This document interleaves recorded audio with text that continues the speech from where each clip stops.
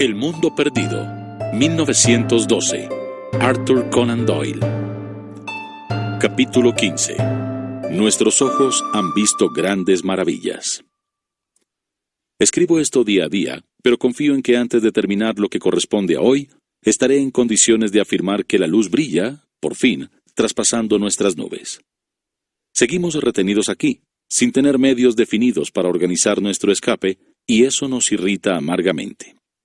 No obstante, puedo imaginar fácilmente que puede llegar el día en que nos alegremos de haber quedado retenidos aquí, contra nuestra voluntad, para ver algo más de las maravillas de este curioso lugar y de los seres que lo habitan.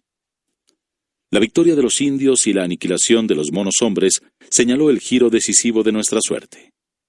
De allí en adelante, éramos verdaderamente los amos de la meseta, porque los indígenas nos contemplaban con una mezcla de temor y gratitud, ya que por medio de nuestros extraños poderes, los habíamos ayudado a destruir a sus enemigos hereditarios.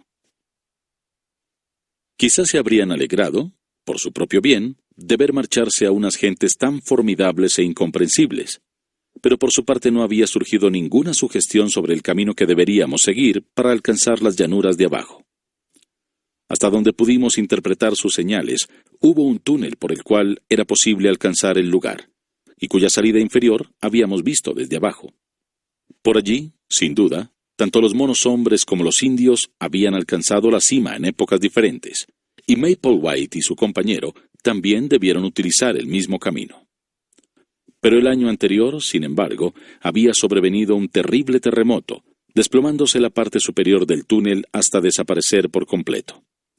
Ahora, los indios solo movían la cabeza y se encogían de hombros cuando nosotros tratábamos de explicarles por señas nuestro deseo de descender.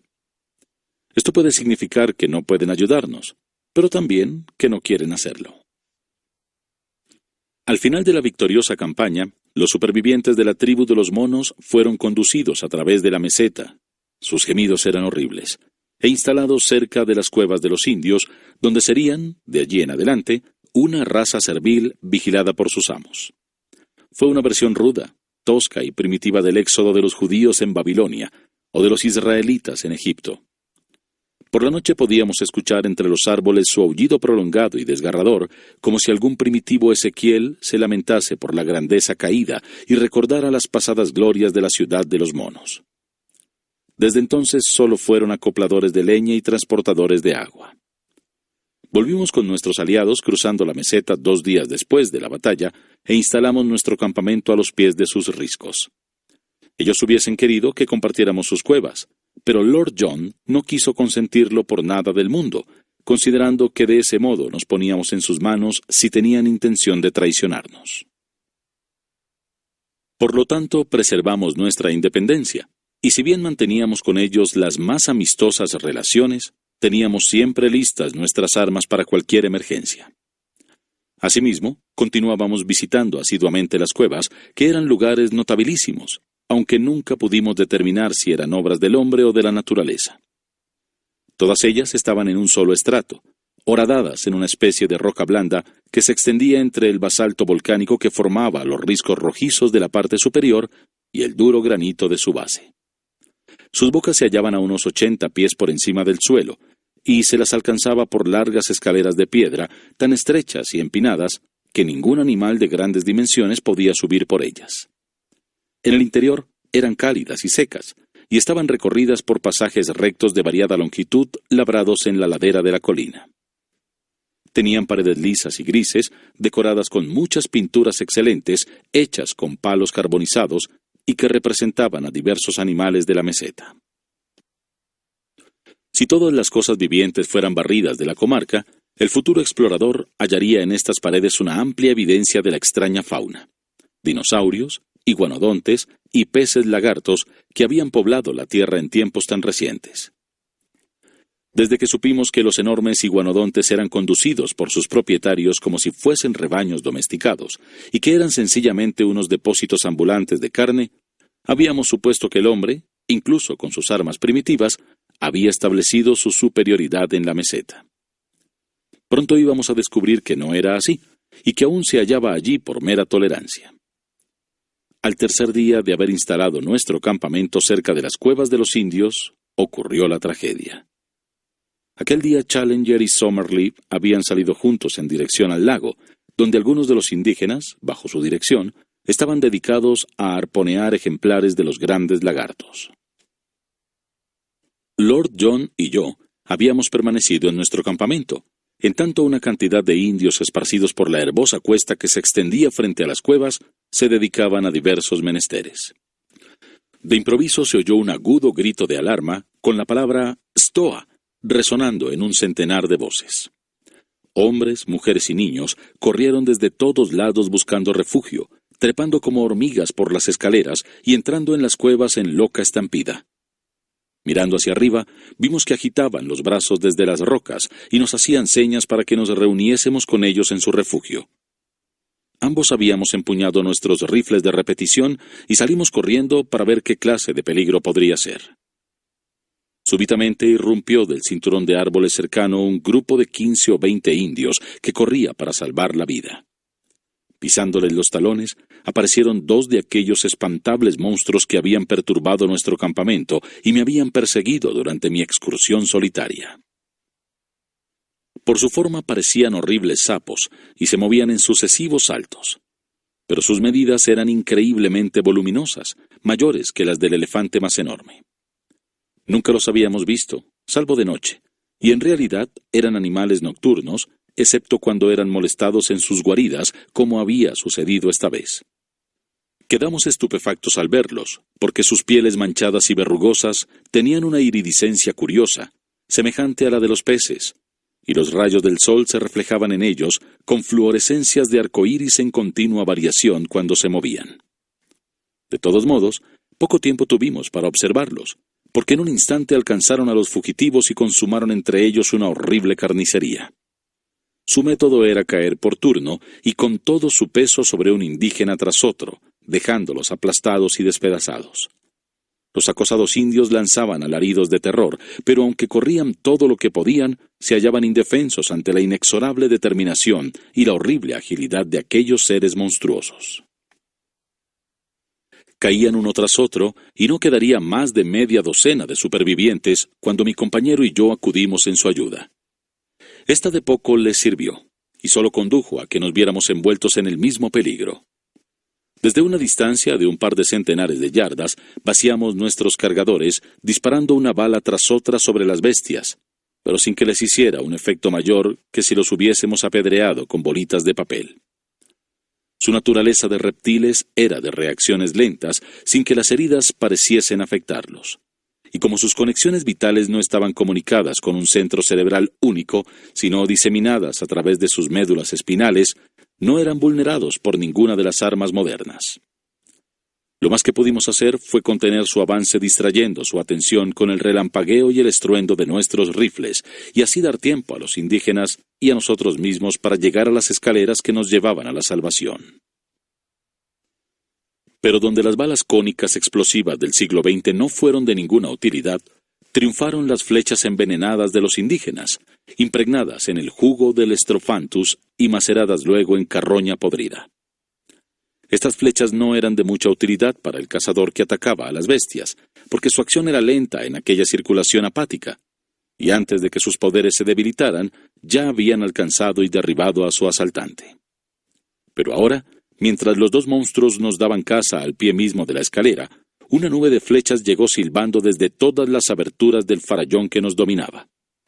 En un minuto quedaron como emplumados por las flechas, y sin embargo no daban señales de dolor mientras seguían tratando de morder y aferrar los peldaños que los podían conducir hacia sus víctimas con rabia impotente. Ascendían pesadamente unas pocas yardas y volvían a deslizarse hasta el suelo. Pero por fin el veneno surtió efecto. Uno de ellos lanzó un gemido profundo y sordo, dejando caer a tierra su enorme cabeza achatada. El otro daba saltos en círculos excéntricos, prorrumpiendo en gritos agudos y gemebundos, para luego desplomarse entre retorcimientos de agonía que duraron algunos minutos antes de quedar tieso e inmóvil. Lanzando alaridos de triunfo, los indios bajaron atropelladamente de sus cuevas y bailaron una frenética danza de victoria en torno a los cadáveres. Un júbilo demencial los dominaba al ver que otros 2 ejemplares de sus enemigos más peligrosos habían sido abatidos. Aquella noche despedazaron y trasladaron los cuerpos, no para comerlos, el veneno estaba aún activo, sino para alejar la propagación de alguna peste. Sin embargo, los grandes corazones de los reptiles, cada uno tan grande como un almohadón, quedaron allí, latiendo con ritmo lento y regular, en suaves contracciones y dilataciones, conservando una horrible vida independiente. Al tercer día, sus ganglios dejaron de funcionar, y aquellos espantosos músculos quedaron inmóviles. Algún día, cuando disponga de un escritorio mejor que una lata de conservas y de instrumentos más útiles que un trozo de lápiz gastado y un último y estropeado cuaderno, escribiré un relato más amplio sobre los indios Sakala.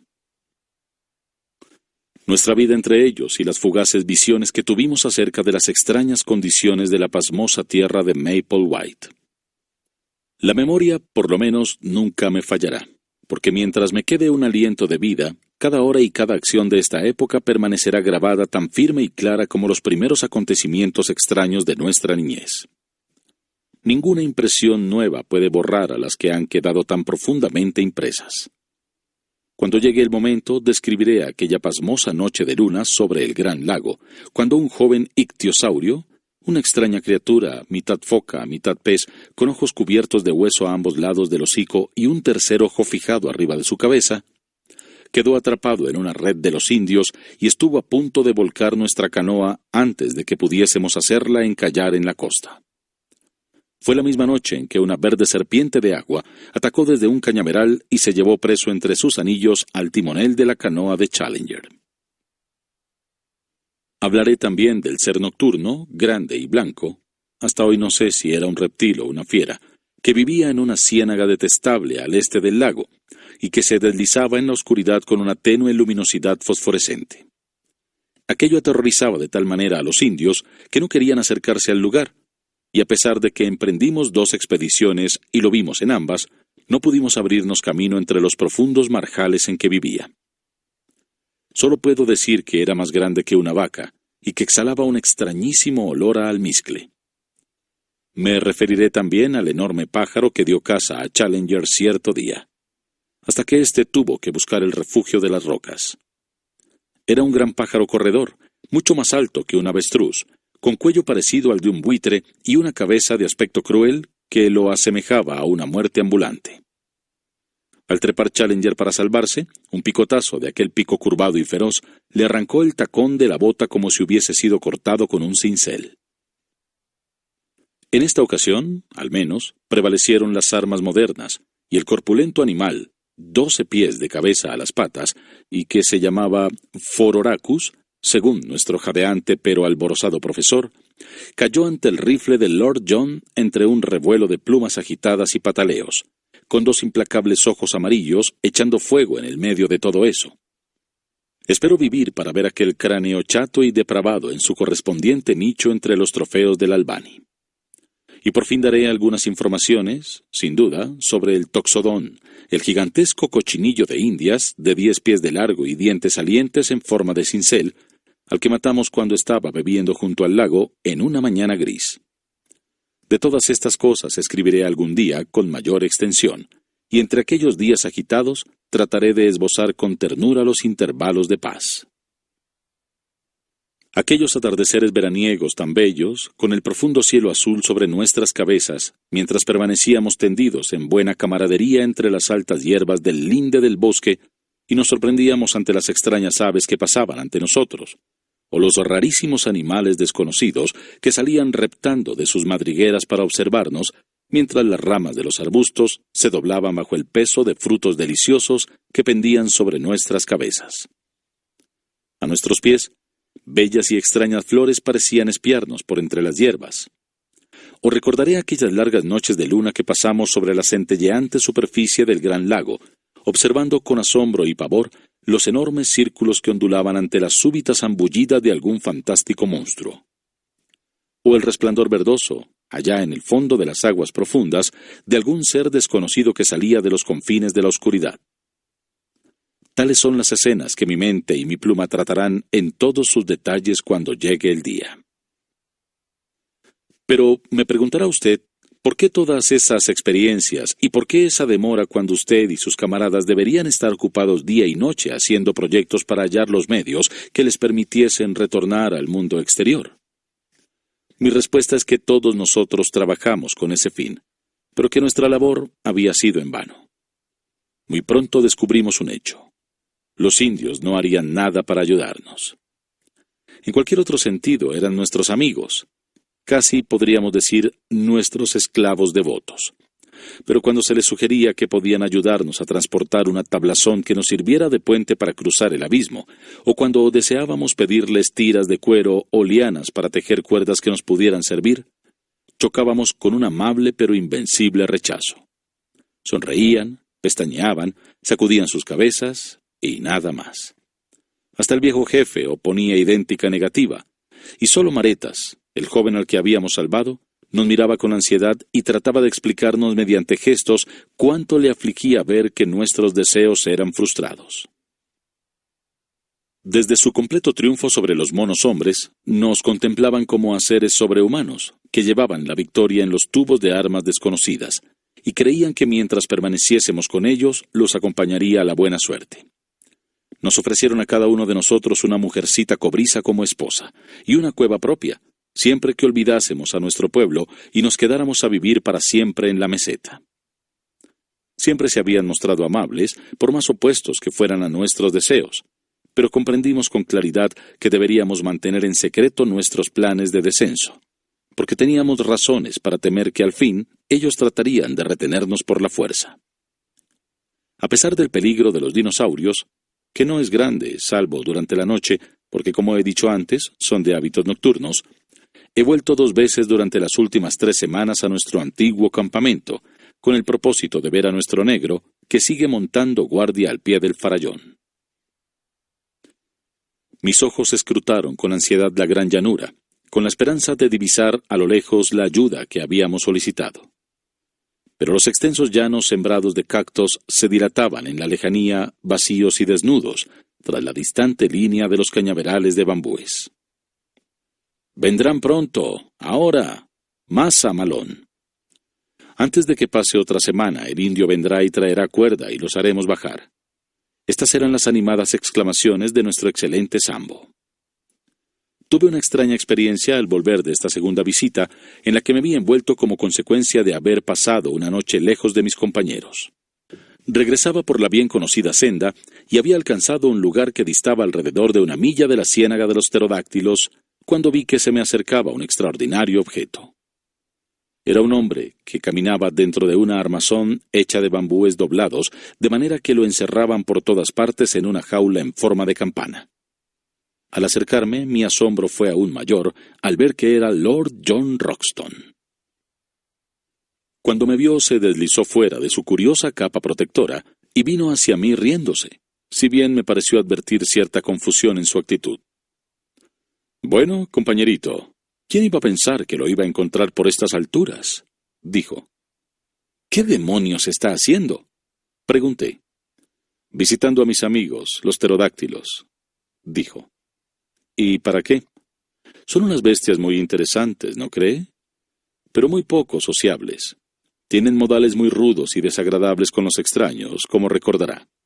Por eso aparejé esta armazón que les impide ser demasiado inoportunos en sus atenciones».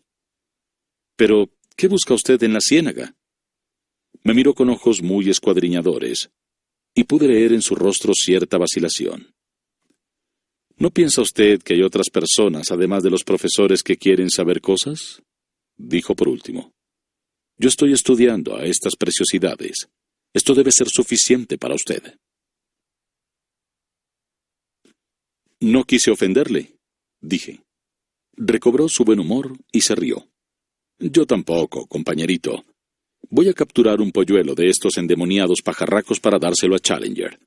Ese es uno de mis empeños. No quiero que me acompañe. Yo estoy a salvo en esta jaula, pero usted no tiene protección. Hasta luego. Estaré de regreso en el campamento al caer la noche». Se alejó y le vi seguir su paseo por el bosque metido en su extraordinaria jaula. Si la conducta de Lord John era extraña en ese momento, todavía más lo era la de Challenger. Debo señalar que ejercía, al parecer, una extraordinaria fascinación sobre las mujeres indias, y por eso iba siempre provisto de una ancha rama de palmera desplegada, con la cual las espantaba como si fueran moscas cuando sus atenciones se volvían demasiado apremiantes. Verlo pasearse como un sultán de ópera cómica, con aquella insignia de autoridad en la mano, sus negras barbas erizadas ante él, las puntas de sus pies apoyándose a cada paso, llevando detrás un cortejo de muchachas indias asombradas, con su atavío sumario de breves taparrabos de tejido de corteza, era uno de los espectáculos más grotescos que llevaré en mi memoria al regresar. En cuanto a Somerley, estaba absorto en la vida de los insectos y los pájaros de la meseta, y dedicaba todo su tiempo, salvo la considerable porción que consagraba a insultar a Challenger porque no nos sacaba de nuestras dificultades, a disecar y montar sus ejemplares. Challenger había tomado la costumbre de marcharse solo todas las mañanas, regresando de tiempo en tiempo con miradas de portentosa solemnidad, como quien carga sobre sus espaldas todo el peso de una gran empresa. Un día, con su rama de palmera en la mano y su séquito de fieles adoradoras detrás de él, nos condujo a su oculto taller y nos reveló el secreto de sus planes. El lugar era un pequeño calvero en el centro de un bosquecillo de palmeras. En él había uno de esos géiseres de barro hirviente que ya he descrito. Alrededor de su borde había esparcida una cantidad de tiras cortadas de la piel de iguanodonte y una gran membrana aplastada que probó ser el estómago, seco y raspado, de uno de los grandes peces lagartos del lago. Esta enorme bolsa había sido cosida en uno de sus extremos y solo un pequeño orificio había quedado en el otro.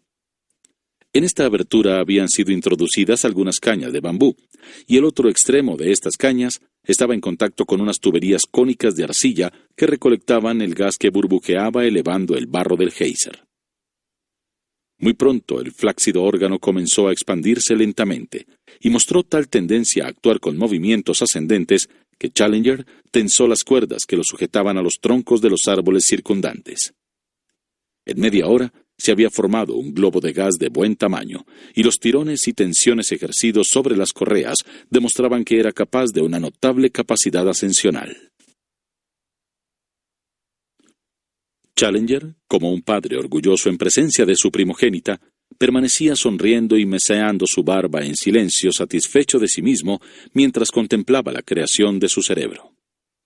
Somerley fue el primero que rompió el silencio. «No pretenderá que subamos a esa cosa, ¿verdad, Challenger?», dijo con tono áspero. «Pretendo, mi querido Somerley, hacerle una demostración tal de su potencia que después de verla usted querrá, estoy seguro, confiarse a él sin ninguna vacilación». «Quítese eso de la cabeza ahora mismo», dijo Somerley con decisión. «Por nada del mundo cometería semejante desatino. Lord John, confío en que usted no apoyará semejante locura». «Pues yo diría que es algo endemoniadamente ingenioso», dijo nuestro par, «y me gustaría ver cómo funciona». «Pues entonces lo verá», dijo Challenger. «Durante varios días he empeñado toda la fuerza de mi cerebro en el problema de cómo descender por estos acantilados. Ya nos hemos convencido de que no podemos descender por los farallones y de que no hay túnel. Tampoco podemos construir ninguna clase de puente que nos permita volver al pináculo desde el cual cruzamos hasta aquí. ¿Cómo hallar, pues, otro medio que convenga a nuestros fines? Hace poco tiempo señalé a nuestro joven amigo aquí presente que el geyser desprendía hidrógeno libre. A esto siguió, naturalmente, la idea de un globo. Debo admitir que me desconcertó un poco la dificultad de encontrar un recipiente para encerrar el gas, pero la contemplación de las inmensas entrañas de estos reptiles me suministró la solución del problema. He aquí el resultado. Metió una mano en la delantera de su raída chaqueta y con la otra apuntó orgullosamente hacia el globo. Ya que el saco de gas se había inflado hasta llegar a una redondez muy considerable y tironeaba fuertemente de sus amarras. «Locura de verano», resopló Somerley. A Lord John le encantaba totalmente la idea. «El viejo es inteligente, ¿no?», me susurró, y luego elevó la voz en dirección a Challenger. «¿Tendrá barquilla?». La barquilla será mi próxima ocupación. Ya he proyectado cómo fabricarla y de qué modo irá sujeta. Mientras tanto, me limitaré a mostrarles que mi aparato es muy capaz de soportar el peso de cada uno de ustedes. De todos nosotros, supongo. No. Es parte de mi plan que cada uno descienda por turno como en un paracaídas. El globo será traído de regreso por medios que no tendré dificultad en perfeccionar. Si puede soportar el peso de uno solo y hacerlo descender suavemente, habrá dado de sí todo lo que se le requería. Ahora voy a demostrarles su capacidad para esos fines. Sacó un trozo de basalto de considerable tamaño, labrado en el centro, de tal manera que resultase fácil atarle una cuerda. Esta cuerda era la que habíamos traído nosotros a la meseta después de usarla para escalar el pináculo. Tenía más de 100 de pies de largo, y aunque era delgada, poseía mucha resistencia. Había preparado una especie de collar de cuero del que colgaban muchas tiras. Este collar fue colocado en la cúpula del balón y las correas colgantes se unieron por debajo, de modo que la presión de cualquier carga pudiera repartirse sobre una amplia superficie. Luego sujetó el trozo de basalto a las correas y dejó que la cuerda colgase de uno de sus extremos. El profesor la envolvió en su brazo dándole 3 vueltas. «Ahora», dijo Challenger con una sonrisa de placer anticipado, «demostraré el poder de arrastre ascensional de mi globo». Al decir esto, cortó con un cuchillo las varias amarras que lo sujetaban. Nunca había estado nuestra expedición en peligro más inminente de una completa aniquilación. La membrana inflada se disparó hacia arriba con terrorífica velocidad. Al instante, Challenger perdió pie y fue arrastrado por los aires. Yo tuve el tiempo justo para abrazarle por la cintura cuando ascendía y también fui arrebatado por los aires. Lord John me cogió por las piernas con la presión de la ballesta de una trampa de ratones, pero sentí que también él perdía contacto con el suelo. Tuve por un momento la visión de 4 aventureros flotando como una ristra de salchichas por encima de la tierra que habían explorado. Afortunadamente, empero, había límites en la tensión que la cuerda podía resistir, aunque no lo sabía, en apariencia, para la fuerza ascensional de aquella infernal maquinaria.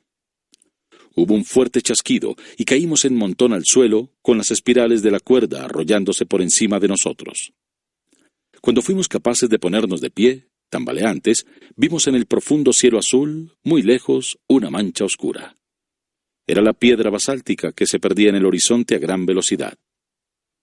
«¡Espléndido!», exclamó el impávido Challenger, frotándose el brazo lastimado. «La prueba ha resultado de lo más exhaustiva y satisfactoria. No podía prever un éxito tan grande».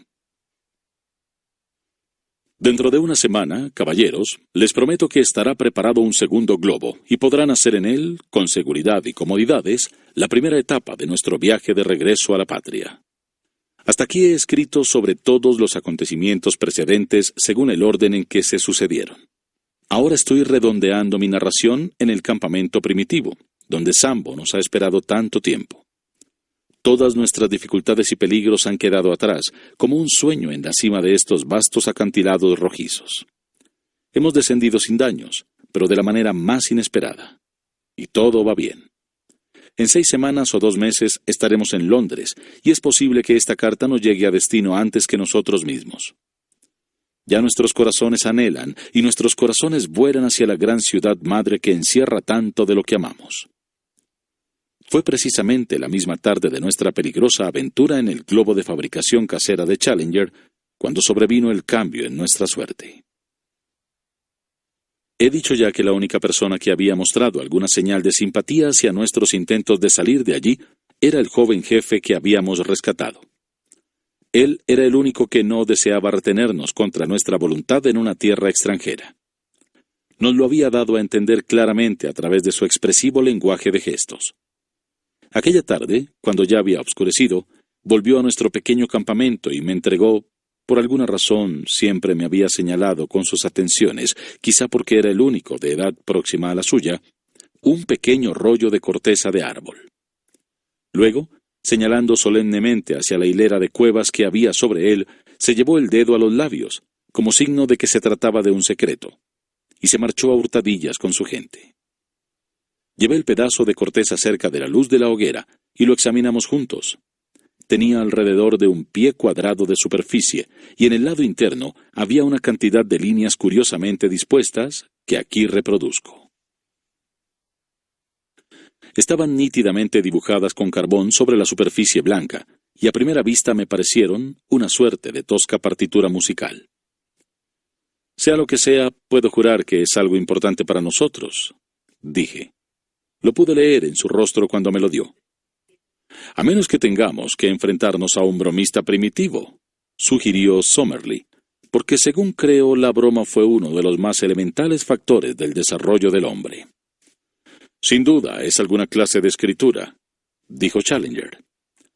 Parece como un rompecabezas de esos concursos cuyo premio es una guinea, comentó Lord John, estirando el cuello para observarlo. De improviso alargó su mano y cogió el rompecabezas. ¡Por Dios!, exclamó. Creo que ya lo tengo. El muchacho lo había acertado desde el primer momento. Vean aquí. ¿Cuántas marcas hay en ese papel? 18. Y bien, si piensan en ello, verán que hay 18 bocas de cueva en la ladera de la colina que está sobre nosotros. Cuando me dio el papel señaló las cuevas. Dije. Bien, esto lo aclara todo. Es un mapa de las cuevas, 18 de ellas en una hilera, algunas cortas, otras profundas, algunas bifurcadas, tal como las hemos visto. Es un mapa y aquí hay una cruz. ¿Para qué está colocada? Lo está para señalar una cueva que es mucho más profunda que las otras. Una que atraviesa todo el risco, exclamé. Creo que nuestro joven amigo ha descifrado el enigma, dijo Challenger. Si la cueva no atraviesa de parte a parte el risco, no comprendo por qué esta persona, que tiene toda clase de razones para desearnos el bien, va a llamarnos la atención sobre ello. Pero si lo atraviesa y sale del otro lado por un punto situado a la misma altura, no tendremos que descender más que 100 de pies. 100 de pies, refunfuñó Summerlee. Bueno, nuestra cuerda todavía tiene más de 100 pies, exclamó. Sin duda podremos hacer el descenso. ¿Y qué pasará con los indios que están en la cueva?, objetó Summerlee. No hay indios en ninguna de las cuevas que hay por encima de nosotros, dije. Todas se utilizan como graneros y depósitos. ¿Por qué no subimos ahora mismo y atisbamos el terreno?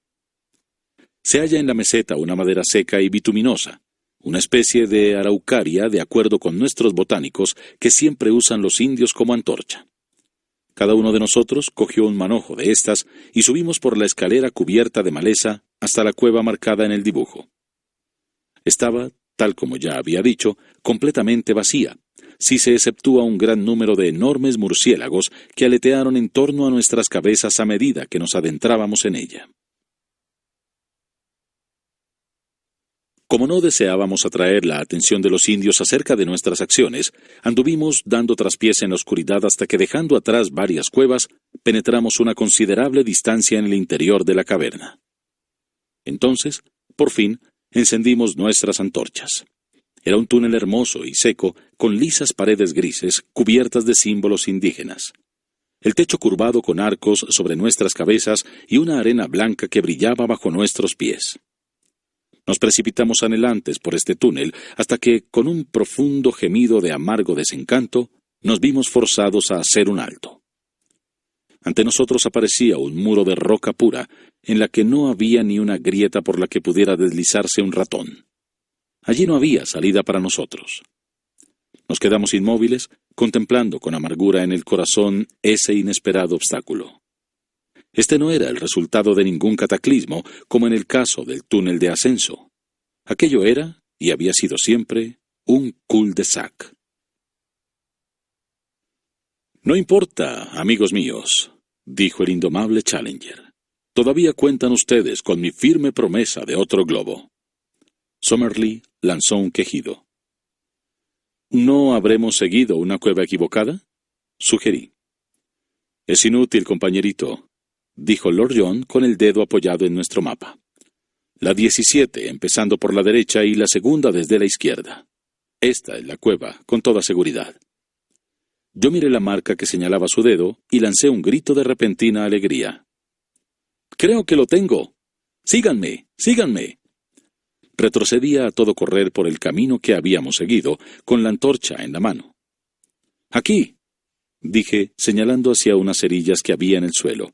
«Es donde encendimos las antorchas». «Exacto». «Bien, aquí está marcada como una cueva con una bifurcación. En la oscuridad hemos pasado la bifurcación antes de que las antorchas estuvieran encendidas.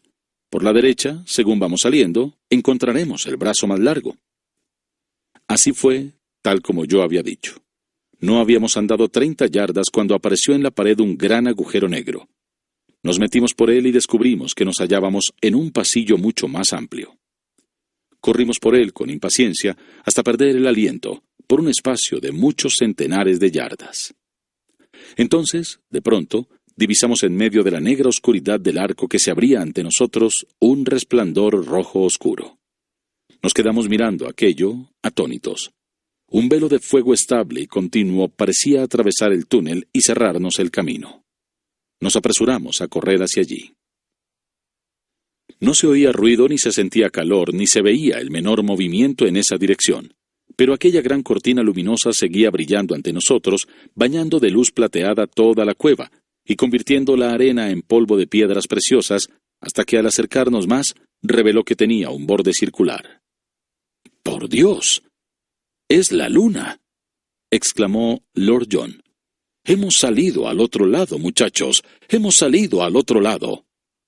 Era en verdad la luna llena, que brillaba fuertemente detrás de la abertura que se formaba en el acantilado. Era una hendidura pequeña, no mayor que una ventana, pero suficiente para todos nuestros propósitos. Cuando alargamos el cuello por ella, pudimos observar que el descenso no era muy difícil, y que el nivel del suelo no estaba a mucha distancia por debajo de nosotros. No era de sorprender que desde abajo no hubiéramos podido distinguir el lugar, porque los riscos sobresalían curvados sobre él desde lo alto, y una ascensión al sitio parecía tan imposible que desalentaba cualquier inspección más minuciosa. Nos satisfizo observar que con ayuda de nuestra cuerda podríamos llegar hasta abajo sin dificultades. Luego regresamos gozosos a nuestro campamento para hacer nuestros preparativos. La salida sería la noche siguiente. Teníamos que hacerlo todo con rapidez y secreto, porque los indios eran capaces de impedir nuestra partida aún en este último momento. Dejaríamos allí nuestros pertrechos, con excepción de rifles y cartuchos. Pero Challenger tenía algunos objetos pesados que deseaba ardientemente llevarse con él, y un bulto en particular, al cual no quiero referirme, que nos dio más trabajo que ningún otro. El día pasó con lentitud, pero al caer la noche estábamos preparados para la partida. Con gran trabajo subimos nuestras cosas por las escaleras. Entonces, mirando hacia atrás, examinamos largamente, por última vez, aquella extraña tierra que me temo sería muy pronto vulgarizada, presa de cazadores y buscadores de minas, pero que para nosotros todos era el país de los sueños, de la fascinación y la aventura novelesca. Un país donde nos habíamos arriesgado mucho, habíamos sufrido mucho y aprendido otro tanto. Nuestro país, como siempre lo llamaremos con afecto. A nuestra izquierda, las cuevas vecinas lanzaban sus joviales fuegos rojizos en la oscuridad. Desde la cuesta que bajaba a nuestros pies, ascendían las voces de los indios que reían y cantaban. Más lejos, se extendían los profundos bosques, y en el centro, brillando vagamente entre las tinieblas, estaba el gran lago, madre de extraños monstruos. Mientras estábamos mirando, vibró claramente en la oscuridad un grito agudo y despiadado, la llamada de algún fantasmagórico animal. Era la auténtica voz de la tierra de Maple White dándonos su adiós. Nos dimos la vuelta y nos zambullimos en la cueva que nos conducía de regreso a casa. 2 horas después, nosotros, nuestros bultos y todo lo que poseíamos descansábamos al pie del farallón. Salvo con el equipaje de Challenger, nunca tuvimos ninguna dificultad.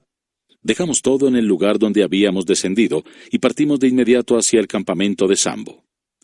Nos acercamos al mismo al amanecer y para nuestra sorpresa no hallamos una sola hoguera, sino una docena de ellas esparcidas por la llanura.